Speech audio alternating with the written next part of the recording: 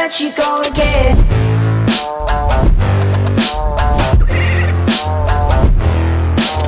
Welcome to another video, guys. We have one of the nicest days of the year, and it is actually my day off. It's officially 19 days until the photo shoot. Roughly, I really hope that I can be ready in time. I'll probably throw up a picture, screw it right now.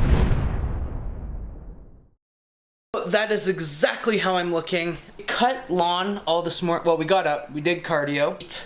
Took my lawnmower and my whippersnipper, because I do cut lawn for neighbors up the street for kind of a good deed slash, and just do so many different things. Like, yeah, it might only be $20 a lawn cut, but you cut the grass for the year, that's $300 for the summer, and $300 could be a plane ticket to somewhere, and you could travel, see something, go do something, invest that $300 for all I care, but that's $300 that you didn't have before for just a couple hours of extra work in your spare time.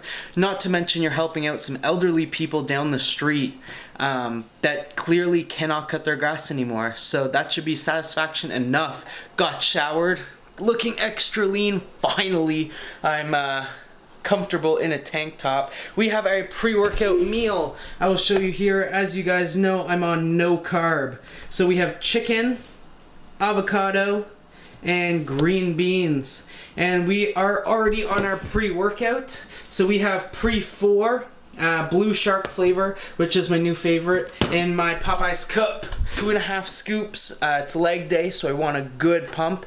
And yeah, you guys might be saying, like, Mark, you don't get any carbs with like your pre-workout. When I tell you guys I'm on no carb, minus the veggies, I'm on 0 carbs a day. I do get the extra fat, so like olive oil and some avocado and things like that. But morning, no carbs. Pre-workout, no carbs. Post-workout, no carbs. Before bed, no carbs, guys.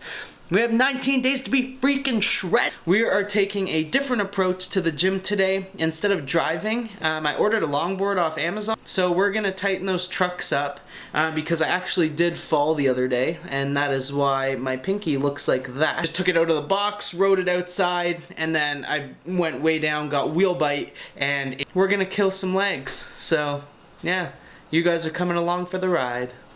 Nothing special. And we have the outfit of the day. Let's see if you can see this. So we have short shorts for leg day, obviously.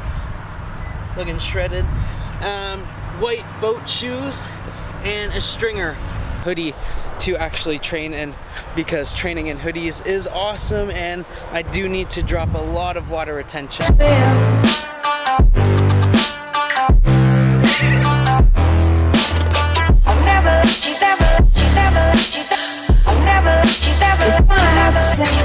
It seemed to rain for days, I guess our hearts were pouring. We didn't keep the scores, this game we played, it ain't rewarding. It's like we changed our names and that's the reason we ignoring. We highly flammable, I guess we didn't read the warnings. So use with caution, cause girl we awesome. We gotta cherish this, it doesn't come along that often. Just stay for summer. Welcome to another commentary, everybody. Today is a light cardio-based leg day. Been skateboarding and longboarding so much, and it's actually taking a huge toll on my legs, believe it or not. It's crazy how not skateboarding or doing anything like that for 2 years really affects everything. I'll throw everything that I've done in this workout on a screenshot at the end, so screenshot that and try it out for yourself. Let me know in the comments how you guys like it. Like I said, lifting heavy is one thing, but you need a combination of both to really get those juicy legs, really juicy any part of your body. But we started off on leg extensions, super light, as you can see. I believe the weight was only 120 or 150 pounds. Really just worked on the stretch on the way down. So as you can see, every single time that I go down, my butt actually comes off the seat. So that will allow my legs, my stubby little short legs, to get a better stretch at the bottom. And then as I come up, my butt goes back into the seat, which enables me to get a better contraction. Now that's just me, guys, because I'm so short. I'm 5'6". If you're 6'2", you are gonna have to find a different strategy on how to get everything done. I got these ones from Regan Grimes when we went down to London a whole bunch of times last year for my girlfriend's prep. Regan and Victoria are good friends of ours. They let us stay at their house and everything, but it was basically just close step lunges. It emulates a sissy squat in the front, and if you really put all your pressure on that leg, it's a wicked quad pump, not too much hamstrings. We did some box jumps there, as you can see, just to work on some explosive power. I have the Reebok record breakers coming up, and even though I train more on the lighter and rep side of things, I still really try to keep the explosive power up, and my cardiovascular, because you never want to fail a lift. If you have 10 sets of 10 and you fail because of your cardiovascular system, well, you have a bigger problem, because, well, let's just say powerlifters aren't fat anymore, and if you still think so, then you're delusional. We basically did another superset here, so we did stiff leg deadlifts supersetted with sissy squats. Just put the plates on the ground just to get a better stretch at the bottom, and then when you're finished that, turn around, look at your juicy quads in the mirror, and then lean back far enough. It will feel pretty weird at start, yeah, but if you don't have a sissy squat machine in your gym, this is an amazing thing. And you can even put a 45-pound plate and hold it on your chest, if that works better for you, just to get a little bit of extra pump. But if you do this properly and you're really just trying to pump as much blood into the quads as possible, you won't have to use weight. Usually your body weight is going to be good enough.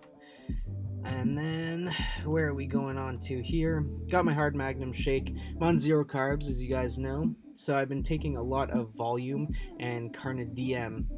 It's really good for pumps on no carbs.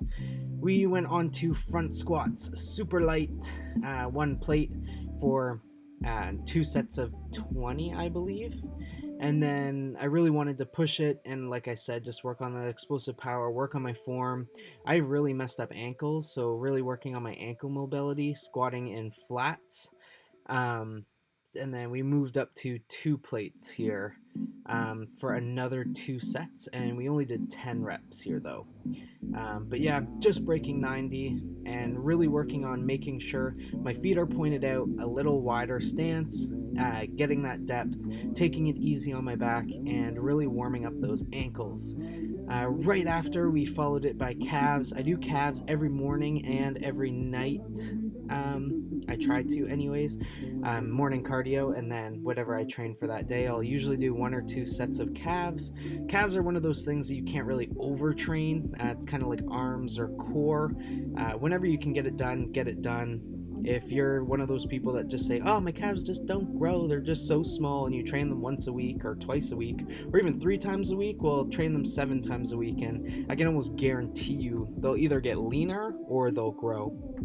And find out what works best for you. Either lightweight for 10 sets of 100 reps, or do super heavyweight for 4 sets of 8 reps. Just find out what works best for you. Then we did single leg hamstring curls. At this point, my legs are annihilated, taking about 45 seconds rest in between each exercise, and that's on the high end. Usually it's just one exercise to another, to another, to another, to another. When I do these cardio based training, I love just to go, keep your headphones on. I actually had the day off, so I trained earlier in the morning, so I made sure that I wouldn't know anybody in the gym. It's a different demographic. Then we finished off with core training. Again, like I said, do core. I try to do it every morning after cardio. It's kind of lengthy. If you do an hour of cardio in the morning and then you do calves and then you do core, that's basically like an hour and a half workout right there. But this is slightly sped up. I'm going very slow here, and I'll explain the thought process behind what I'm doing. So 50 crunches, but as you can see, well, you can't really see because I have a hoodie on. So every single time I go down, I'm sucking all that air in and working on the vacuum and just the core stability. It's really good because I do have a hernia for the core stability. Then we move into the side for the serratuses and the obliques. We're going to do that. just super light movements, not straining the back in any way. We're going to do 10 on one side. We're going to flip over. We're going to do 10 on the other side. Same thing, just work on that large stretch on the bottom and a contraction on the way up, and rest when you need. If it starts cramping or anything, don't feel like you have to push through that. Just take a couple seconds. Then we went into leg raises. We did 3 sets. Sorry, the whole thing of this is back to back to back to back, and you do 3 sets of this exact exercise, and your core will be burning after.